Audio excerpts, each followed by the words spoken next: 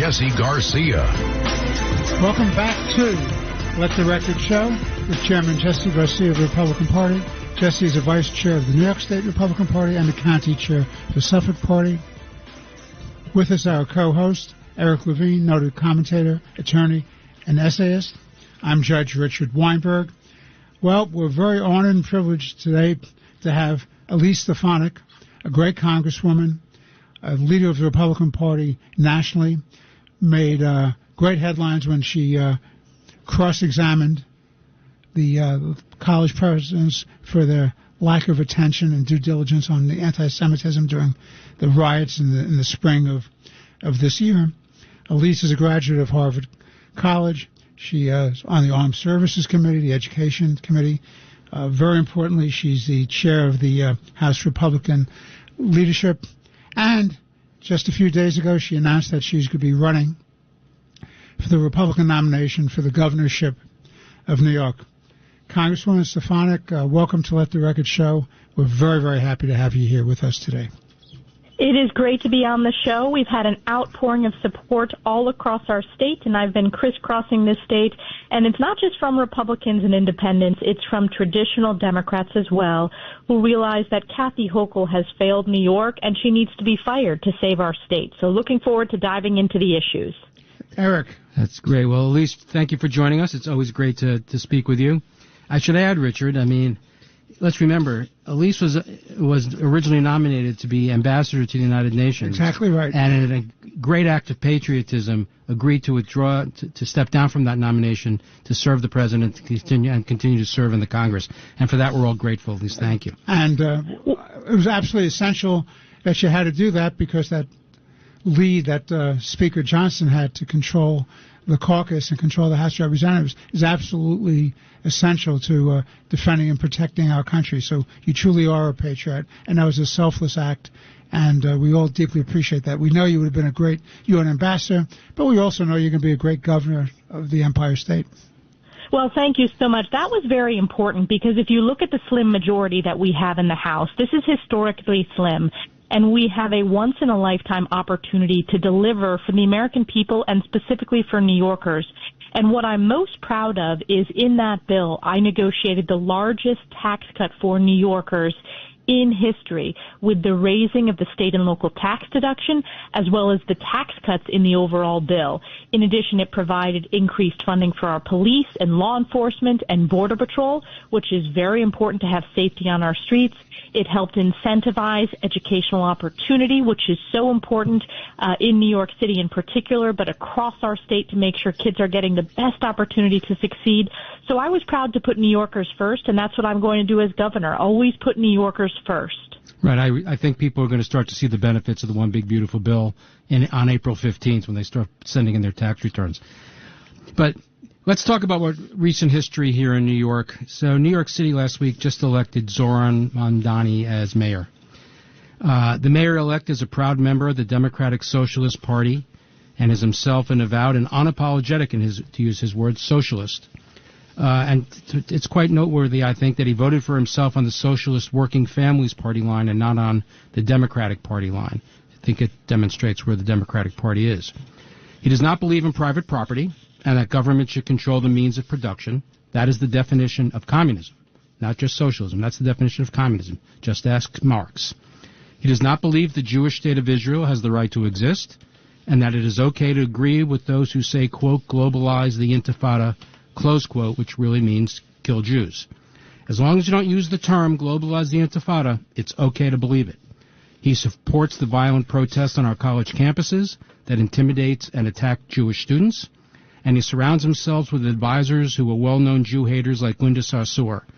In my opinion, that makes him an anti-Semite, and this is in sharp contrast to your questioning of the college presidents of Harvard, University of Pennsylvania, and MIT, who remarkably admitted that it's, depending on the context, it's okay to say kill the Jews on your college campus.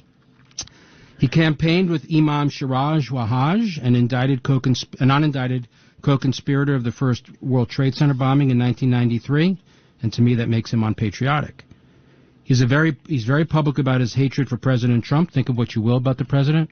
New York City cannot function without federal funds, So this tells me he's an ideologue and a revolutionary and not someone really interested in governing. Yet remarkably, Kathy Hochul and Hakeem Jeffries endorsed Mamdani, and they said they had some principled, quote-unquote, principled differences with him.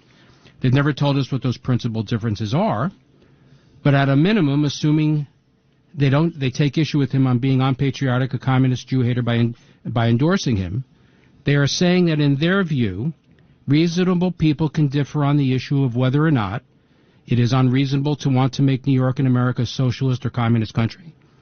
It's not unreasonable to be anti-Semitic. It's not unreasonable to be unpatriotic. It's not unreasonable to antagonize the federal government, which funding is so critical. So my question to you after this long-winded introduction, what was your reaction when you heard Kathy Hochul's endorsement of Mamdani? My reaction was that it epitomizes Kathy Hochul's weakness as the worst governor in America.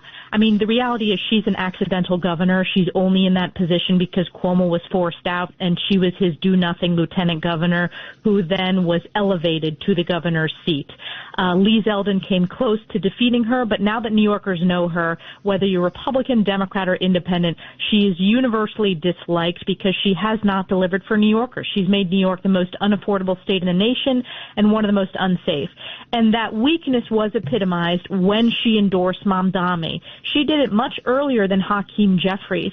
And the reason why, which is really politically, it shows the cynicism that the Democrats have in their party. It's because of her own poll numbers.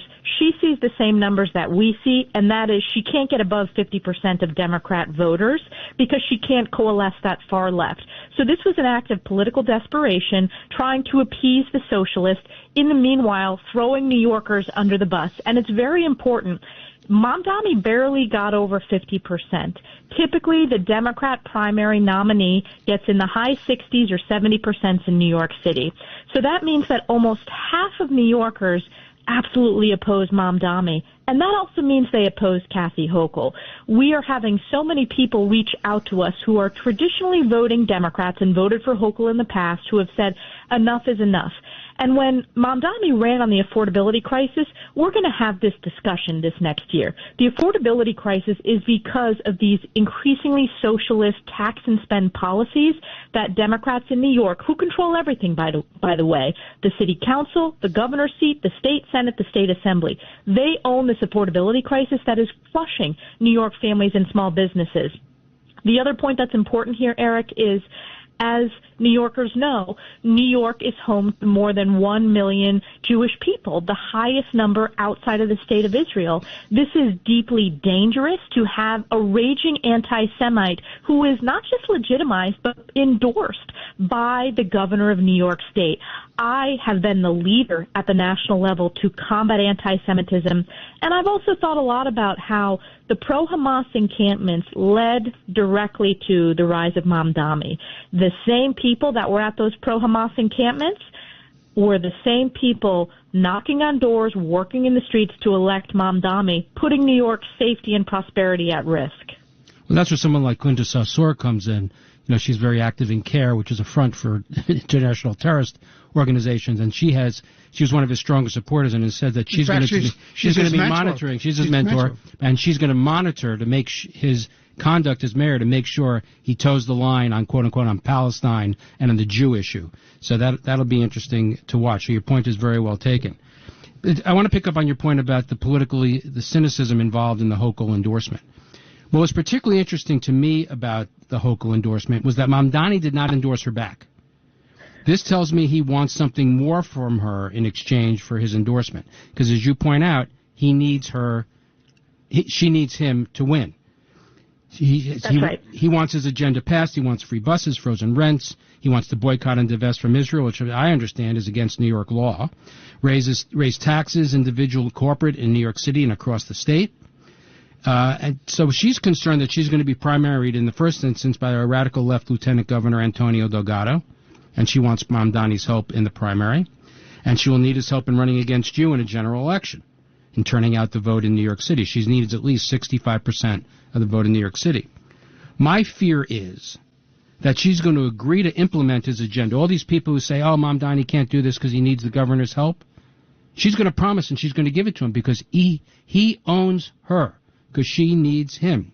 So my fear is that she will agree to implement his agenda in exchange for his endorsement, but hold off on implementing these policies until after the election, like she did with congestion pricing. That's the game she's going to try to play, and we're already seeing that with the gas stove ban. Kathy Hochul has horrific energy policies that have led to skyrocketing of energy and utility prices. As of January 1, Democrats led by Kathy Hochul passed a ban on gas stoves and an all-electric mandate. Not only will that skyrocket costs, but that's also very unsafe for New Yorkers, particularly in upstate, but all across the state. What did she just do? She just punted that to delay it a year after the election, just like congestion pricing, which she did before the last election, and then she raised taxes on New Yorkers. And just like, let's be honest, Cuomo did that with fracking a few cycles ago when he said he'd make a decision after the election and then ban fracking, putting a moratorium in place. I am going to hold her accountable for that. It is condescending to New Yorkers that she thinks she can lie to them and not be held accountable. We need a full repeal of the gas stove ban. And on the Mamdani question, you're exactly right. They are going to extract what they want from her because she's beholden to them. She had to bend the knee, so whether it's tax hikes, she'll try to call it something differently. You heard the people chanting at her, both in Queens and then when she was on her junket in Puerto Rico, saying, tax the rich, tax the rich. She said, I hear you, and then within 24 hours said she was open to doing that. And then, she said she's not going to raise taxes. First of all, Kathy Hochul has a record of raising taxes. There is not a single tax that she hasn't raised that has been put before her. They are going to extract that from her, and it will once again be another broken promise and lie to New Yorkers, in addition to her previous record of raising taxes, which will only make us more unaffordable than any other state in the nation.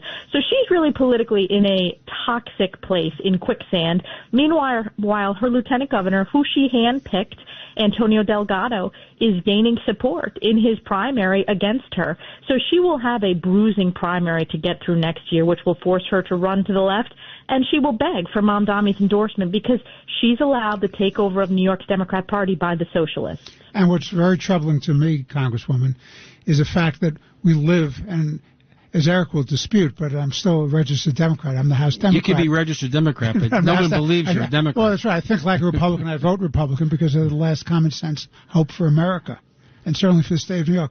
We're a one-party state. So, and you pointed out earlier, New York City Council, one party. The State Assembly, one party. The State Senate, one-party domination. It's very, very important that we have a countervailing voice, and particularly a strong person who will have real leadership to stop this movement to the left, the overtaxation, the overregulation, the fleeing of our citizens out of the state. We're the empire state, and yet in the last decade we've lost about 1 million people, and we're losing the people who are the most productive. What are your thoughts about keeping productive people here in our state? Well, we have to. I mean, it's existential for New York State, and you're right. We have lost more people than any other state in the nation. Just look at our congressional delegation. It continues to shrink. The districts geographically continue to get bigger, and there's been a hollowing out, particularly in upstate New York when you go to the southern tier, parts of the former sort of manufacturing base that we had in upstate New York. People aren't leaving because of the weather. They're leaving because of the policies.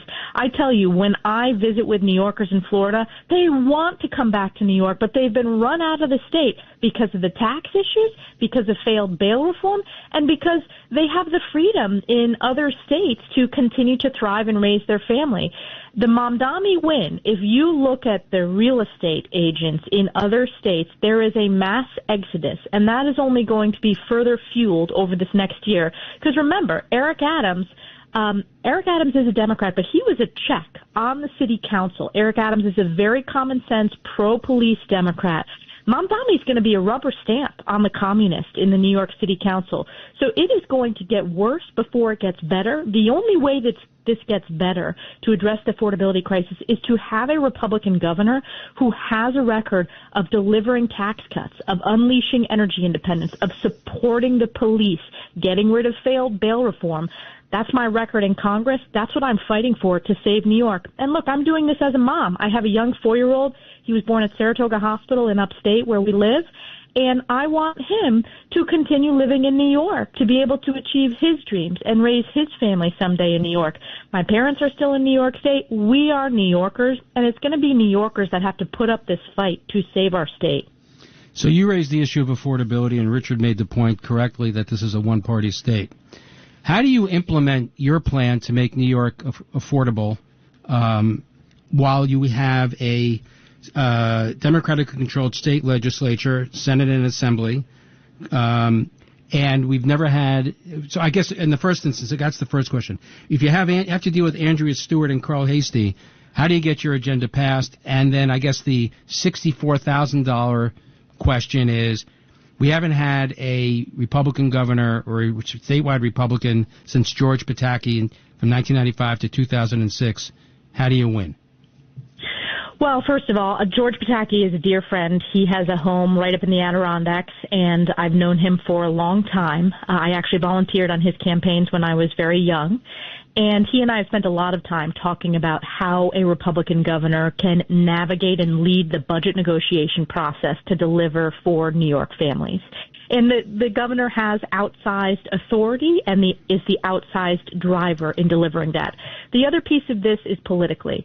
I believe that with a strong top of the ticket, you can make inroads in both the state Senate and the state Assembly. That is going to be very important. A rising tide lifts all boats. We've seen that in my district with the infrastructure we've built across 15 counties.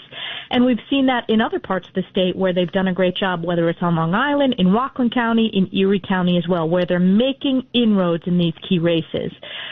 So how do we win? We win because Kathy Hochul, her numbers are abysmal. We are, of course, winning over 90% of Republicans. We are winning independents, and we are winning about 25% of Democrats. She is a accidental governor with no political home because she's getting squeezed from the far left and she's getting squeezed from the center. And her record speaks for itself. Her record is one of tax and spend, of an affordability crisis, of an energy crisis with increased costs, of turning her back on police. And these issues, they really resonate across party lines. They really do. This is more existential than ever before. It's not the typical partisan elections, and you saw that in the mayor's race. People are scrutinizing these candidates for what they will deliver to New Yorkers or the catastrophe that they have brought. The other piece is we will have the most robust and well-funded campaign ever that a Republican has ever mounted in New York State, as well as just huge grassroots support. As you know, Eric, I've worked over the decade to help other people across the state, whether it's Republican House members, county leaders, make inroads. We've done that through our Save Our State PAC. We've done that through New York House Battleground. Remember, we flipped the House majority through the state of New York, and I was the one advocating for those House seats and those investments, saying, hey, Republicans can win, and we will. And they are great members who are able to hold down these very competitive districts. We have a very close working relationship and want to work as one team. But it's really about message and having a strong team and being well funded to get that out to voters. Well, I've been told by the booth that we are running out of time, unfortunately. Elise, it's been wonderful having you on the show. We hope you'll come back and keep giving us updates on how the campaign is going. We wish you the best of luck. And New Yorkers, Elise Stefanik is our last best hope. And those of you who are thinking of leaving the state, give it one more year. Give it one more year. At least vote in next year's election. This is our last chance. And if Congresswoman is elected governor of the state of New York, as I hope she will be, people will move back. People will move back, and people will not flee. We'll have common sense leadership once again in Albany. Congresswoman, thank you very much for being with us on behalf of Chairman Garcia, Eric Levine, and myself. It's been a delight having you aboard. And as Eric said, we'd love to have you during the course of the campaign on this show again to talk about the important issues facing New Yorkers. Thank you again, I'll be back. Thank you. I look forward to coming back on the show. Thank you. Once again, we want to thank Congresswoman Elise Stefanik for joining us today. A very interesting conversation, a very important election coming up, and a really first-rate candidate for the governorship of New York State.